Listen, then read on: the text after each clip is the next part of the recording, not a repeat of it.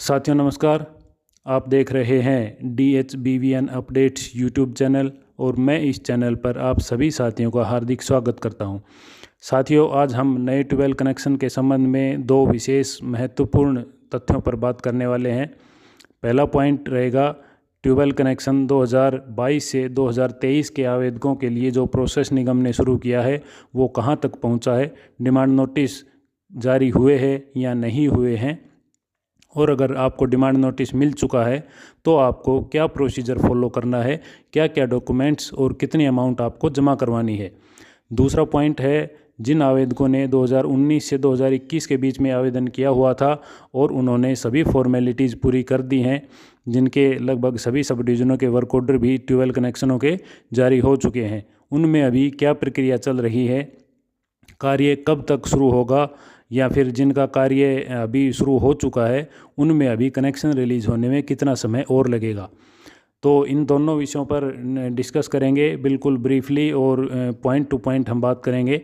उससे पहले अगर आपने अभी तक हमारे चैनल को सब्सक्राइब नहीं किया है तो जल्द से चैनल को सब्सक्राइब करें और नोटिफिकेशन को ऑन करके रखें, ताकि जब भी हम वीडियो पोस्ट करें हमारे चैनल पर तो आपको तुरंत उसका नोटिफिकेशन मिल जाए और आप हमारे चैनल के साथ लगातार अपडेटेड रह सकें। और अगर जानकारी अच्छी लगे तो अपने साथियों में शेयर भी करें। तो चलिए साथियों, चलते हैं आज के विषय पर। पहले बात करते हैं 2022 से 2023 के दौरान आवेदकों ने जो ट्यूबवेल कनेक्शन के लिए आवेदन किया था उनके बारे में। तो निगम ने 2022 से 2023 तक के आवेदकों को कनेक्शन जारी करने के लिए निगम का सेल सर्कुलर नंबर D19/2024 जारी किया था, जिसमें नए ट्यूबवेल कनेक्शन जारी करने को लेकर हिदायतें और इंस्ट्रक्शन दी गई थी कि इन हिदायतों के मुताबिक ट्यूबवेल कनेक्शन जारी करने हैं, जिस पर हम ऑलरेडी एक डिटेल्ड वीडियो पोस्ट कर चुके हैं। और अगर आपने नहीं देखी है तो आप हमारे चैनल पर विजिट करके उस वीडियो को देख सकते हैं और जान सकते हैं कि क्या क्या टर्म्स और कंडीशन रखी गई थी ट्यूबवेल कनेक्शन के लिए। साथ ही इसी सर्कुलर में ये मेंशन किया गया था कि ये सर्कुलर जारी होने के 15 दिन के अंदर अंदर सभी एलिजिबल आवेदकों को डिमांड नोटिस मिल जाना चाहिए। तो चलिए हम दिखाते हैं आपको क्या है डिमांड नोटिस, क्या क्या आपको उसमें लिखा हुआ मिलेगा और आपको डिमांड नोटिस मिलने के बाद क्या प्रोसेस करना है। तो साथियों, पहले बता दूं कि लगभग सभी सब डिवीज़नों में डिमांड नोटिस डिस्पैच करने शुरू कर दिए हैं और कुछ एक आवेदकों के पास तो डिमांड नोटिस पहुंच भी चुके हैं और वो उसके लिए आगे की प्रोसेस शुरू कर चुके हैं। तो चलिए आपको दिखाते हैं डिमांड नोटिस का एक सैंपल कि किस प्रकार का डिमांड नोटिस होता है और उसमें क्या क्या शर्तें बताई जाती हैं। तो आप अपने स्क्रीन पर एक डिमांड नोटिस का फॉर्मेट देख पा रहे हैं, जो कि संबंधित उपमंडल अधिकारी द्वारा आवेदक को लिखा जाएगा। विषय होगा कुएं के कनेक्शन के डिमांड नोटिस बाबत सेल सर्कुलर नंबर D19/2024 और D16/2024।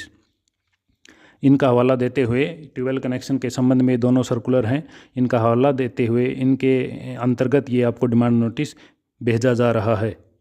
अब इसमें आगे है, उपरोक्त विषय में आपको लिखा जाता है कि आपने कुएं के कनेक्शन के लिए एप्लीकेशन नंबर फलां फलां के तहत फलां डेट को इस कार्यालय में ऑनलाइन जमा करवाया था, जिसके लिए आपको निम्नलिखित दस्तावेज और राशि इस कार्यालय में जमा करवानी होगी। पहला पॉइंट है, आपको इस कार्यालय में संलग्न सहमति पत्र के साथ 30,000 रुपये की सहमति राशि कंसेंट मनी जमा करवाने होंगे, जो आखिर में आपके एस्टीमेट राशि में समायोजित कर दिए जाएंगे सेल सर्कुलर नंबर D19/2024 और D16/2024 के तहत। दूसरा पॉइंट है, आपको 3 स्टार पंप सेट खरीदना होगा, जो कि पहले 5 स्टार था उसको अब 3 स्टार कर दिया है।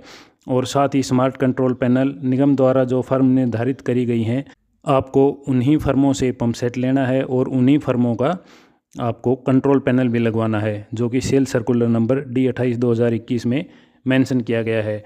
अब वो फर्म कौन कौन सी जो निगम ने इम्पैनल कर रखी हैं, पहली है Oswal pumps limited, Anil pumps private limited, La Gajjar machineries private limited, CRI pumps private limited, Duke Plasto Technik private limited, Lubi industries private limited, Singla motors private limited, और एक ये रह गई थी 6 नंबर पे एक्वासब इंजीनियरिंग। ये 8 फर्म्स हैं जो हम इसके बारे में पहले भी वीडियो पोस्ट कर चुके हैं। तो आपको इन 8 फर्मों से ही अपना मोटर पंप सेट और कंट्रोल पैनल ख़रीदना है और उसकी आपको रसीद जमा करवानी है। तीसरा पॉइंट है, कनेक्शन पर आपने माइक्रो इरिगेशन सिस्टम लगवाना है, जो कि कृषि विभाग व micro irrigation command area development authority Haryana MICADA short form इसका द्वारा निर्धारित फर्म से लगवाना है, और कृषि विभाग व मिकाडा के डिपार्टमेंट द्वारा जारी की गई माइक्रो इरिगेशन सिस्टम लगवाने का प्रमाण पत्र भी जमा करवाना है, जो कि सेल सर्कुलर नंबर D19/2024 में क्लियरली मेंशन है। यानी कि आपको मिकाडा सर्टिफिकेट भी जमा करवाना होगा। चौथा है, कुएं पर मोटर के आकार के उपयुक्त क्षमता वाले सिलेंड्रिकल टाइप आपको कपिस्टर भी लगवाने हैं। नीचे इसमें आपकी मोटर की कैपेसिटी के हिसाब से और कपिस्टर का साइज़ दिया हुआ है। जैसे 12.5 bhp के लिए 4.5 kVAR का, 15 bhp के लिए 5 kVAR का, 17.5 bhp के लिए 5.5 kVAR का कपिस्टर लगाना होगा। ये नीचे इसी प्रकार सभी कपिस्टर की डिटेल है।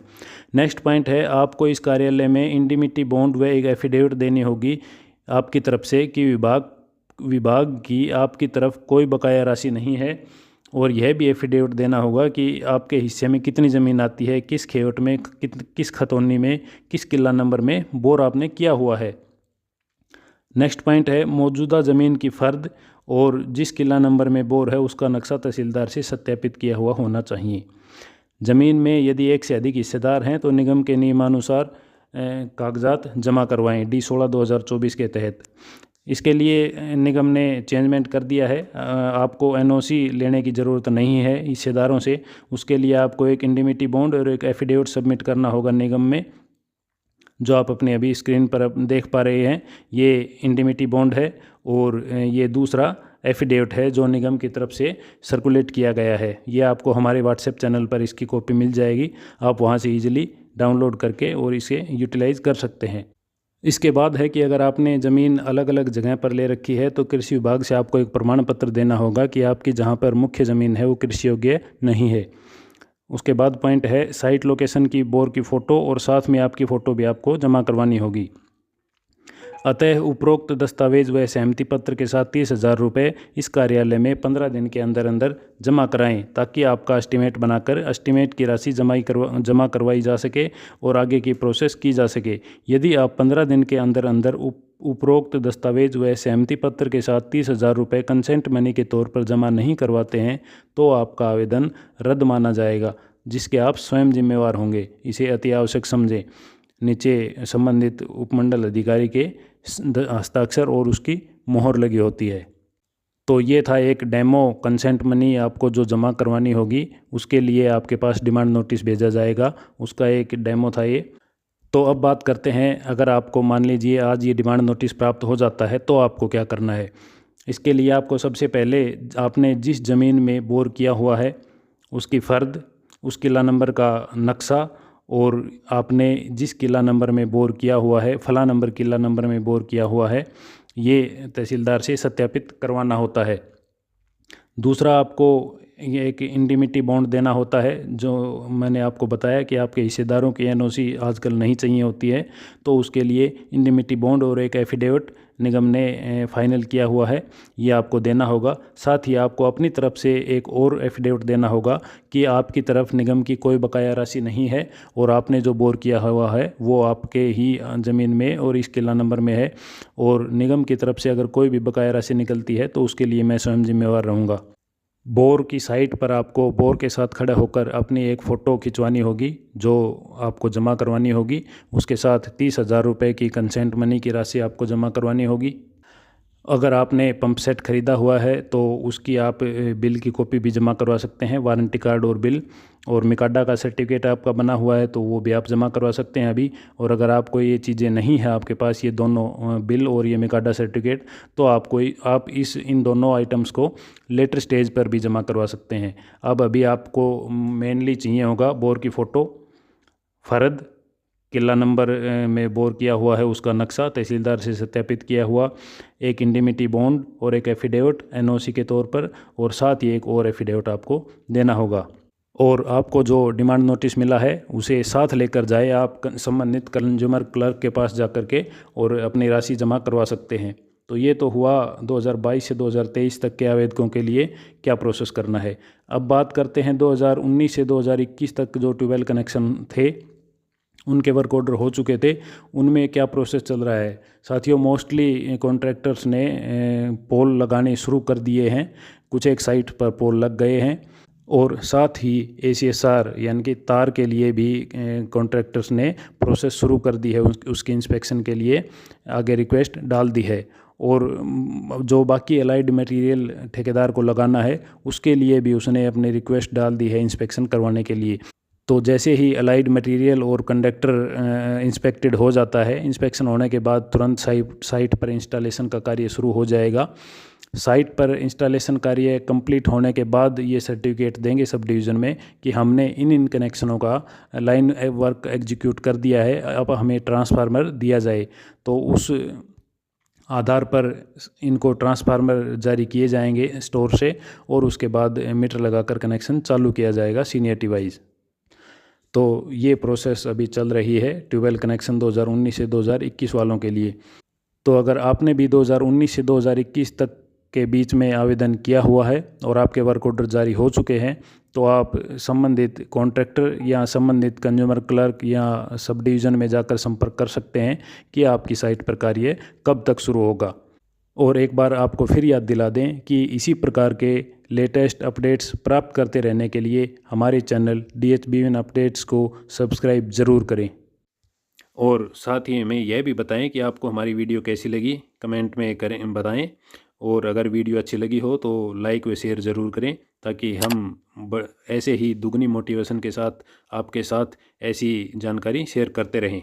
साथियों, यह वीडियो केवल आपकी जानकारी मात्र के लिए है। कोई भी स्टेप लेने से पहले संबंधित विभाग में संबंधित डीलिंग हैंड से संपर्क करके अपने तसल्ली कर लें, उसके बाद ही कोई डिसीजन लें। इस वीडियो में अंत तक हमारे साथ बने रहने के लिए आपका बहुत बहुत धन्यवाद। जल्द ही आपसे मुलाकात होगी एक नए विषय पर, एक नई अपडेट